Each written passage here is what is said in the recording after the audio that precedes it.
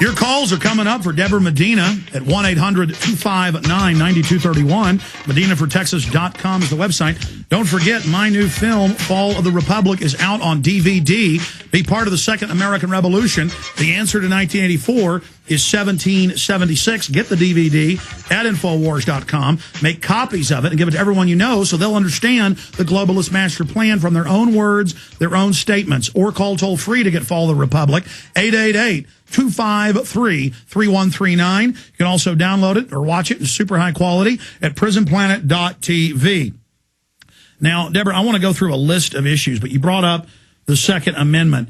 The Second Amendment is under attack federally. California is passing laws, Illinois, all these other states that then affect manufacturers nationwide.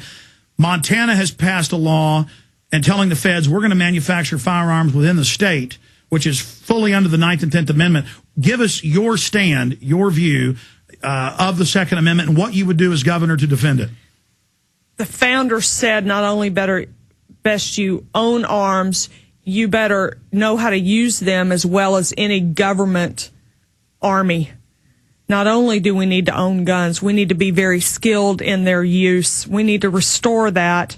You're not going to see U.S. military or other law enforcement rolling through hurricane-ravaged parts of Texas taking guns from law-abiding citizens like you saw in New Orleans in Texas with Medina as governor. You're not going to see the federal government coming in to Texas deploying the U.S. military in Texas. We're going to recognize that sheriffs are the constitutional law enforcement office in this state. We're going to put them back in charge of law enforcement in their county and hold them accountable for that. Amen to that. Instead, we see the feds funding cities to take over the sheriff's department. That's backwards. The county is empowered by the legislature. It's over the city, but instead it's completely backwards. That's right.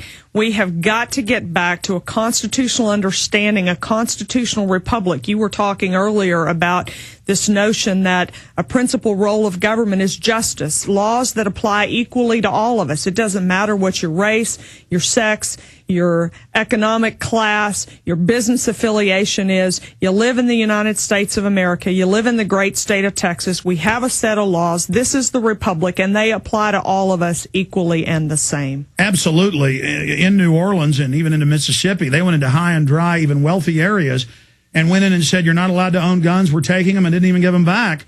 And the police chief says all the firearms will be taken. And they used the military to do that. The governor could have said no to that. That's right. Did we not have a bill out of this Texas legislative session that said we're going to criminalize your behavior if you fail to evacuate your own private property when we tell you to evacuate?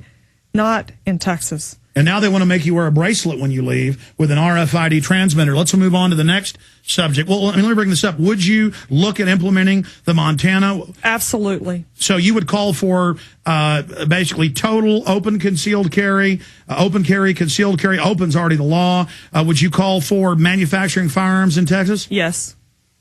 Very exciting. I would call for not licensing firearms ownership. You know, you may so Vermont style. I'm not that familiar with the Vermont rules. Well, it's just Second Amendment. If you say you and you cannot carry, you do not say to the other 98% of the population you have to have permission to carry. When you and you who have identified as people, felons, that can't carry a weapon, if that's what the people in the state of Texas decide, then when a felon's caught with a weapon, he's prosecuted accordingly. But we're not going to make 98% of law-abiding citizens jump through some hoop to carry a gun. Well, the trick is, under common law, you can't conceal. But under the common law, you can have it open. You can have it open, but the police will still arrest you, even though there's no law. We got to fix that in Texas. There's no law against driving around with your pickup truck with a 243 or 30-06, but they'll still arrest you. So as governor, you'd explain to the police that's illegal. That's correct. They are committing crimes when they do that. That's correct. Let's get back to following the law. Let's make sure that county sheriffs understand their proper constitutional role and quit deferring to a militaristic federal state. Next issue, the border. Guaranteed, if the governor said, we want military veterans, volunteers to go through a quick training course to go down and protect the border. Now when we get shot at, the troops are told to run. They put a few thousand guard on the whole border. They're not even allowed to interdict drugs or anything. What would you do about our border? We've got to secure that border. Every one of us wants legal immigration coming through the legal ports of entry. Important for trade, important for the economy, important for labor. Legal immigration. Working with local law enforcement, getting down on the border. Spent some time in Hudspeth County just last week talking with the sheriff's department there. You know, they've got one legal port of entry in that county, 96 miles of border with Mexico, one legal port of entry, 9 bridges over the river maintained by the International Boundary Commission. The sheriff said almost to ADA standards. You can get a wheelchair across there, but only one of those is the legal port of entry. I said, why haven't we closed them? He said, if I close them, I'll be thrown in jail. I said, what about the great state of Texas? Can Texas not close those? We need to work with that International Boundary Commission. We're not going to have... Yeah, notice how we have an international commission controlling our borders. That's right. That's what the globalists do. They create private commissions to steal our water, our land. Okay, let's talk about this next. Premises ID, animal ID, a federal regulation, but not a law. But then they do these stunts where the girl that wins for the best heifer at the 4-H club or at the county fair, they then put her in handcuffs, take her off the stage saying, oh, our rule is you've got to have an animal ID, premises ID at your home to be able to show a cow or a pig or some sheep here. There's no law, but the bureaucrats federally are funding the state to harass farmers, ranchers. It was written by big agriculture companies, big poultry producers. They admit to shut down small farms and ranches to force everything onto global big agriculture. What would you do about that as governor with the animal ID and premises ID? Because Texas is the only state in the union to criminally be following the federal edict that's not even a law to enforce this on our farms and ranches. The executive branch has the opportunity and the tools available to it in interposition to say those federal laws outside of the Constitution will not be enforced in this state. Unilaterally will not be enforced. Make the executive do what the executive ought to be doing. There is no law. It ought not be enforced. And where there is federal law like Real ID, it ought to be nullified by the state legislature in Texas. And Governor, would you, because I know you're a big Ron Paul's supporter, in the Fed, organizer, and just you're the best person, and you really are a great lady, have a wonderful presence, a great speaker, very intelligent.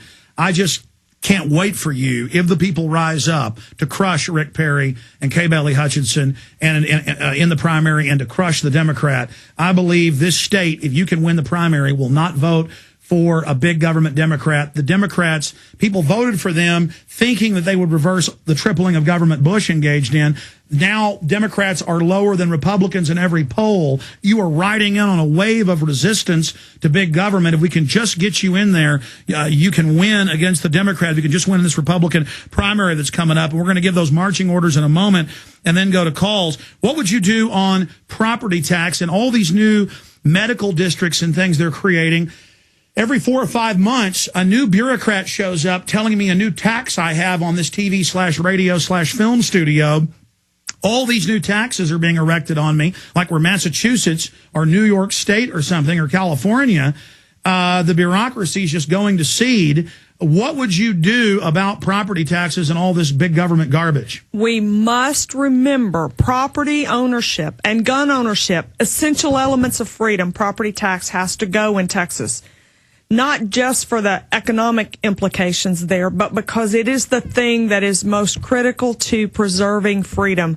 You get rid of property tax in Texas, you raise the revenue that you need to fund the bare essential government services with the sales tax. No property tax in Texas. We need that legislation crafted.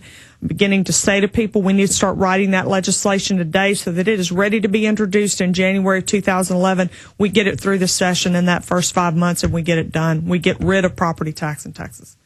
Here's another thing we're dealing with. They passed a Senate bill a few sessions ago where school districts can now have, on top of property tax, a school district tax. And I was sitting there with one of my great cousins, call him an uncle, but and I was sitting there with Pat this weekend before we went to a funeral in East Texas, and he sits there on about 40 acres. He lives in a double-wide trailer. It's nice, but he's an Army veteran of 20-something years. He's not rich. And he said, Alex, this new school board tax was $900 last year, but it was closer to $10,000 this year. a 9-fold increase. And he said, what is this? And I didn't even know what it was. I mean, there's so many new taxes, I can't even keep track of it. And luckily, he then worked for the prisons, and then he worked for a few years for the post office. So he's a triple retiree. But other people around there can't even afford their gas to pay all these taxes. He doesn't own his land anymore. He pays a giant rent to the local school board. The local boss hogs are stealing the money in Buffalo and Fairfield. I mean, when is this going to end? We're all tenants, aren't we? Yes.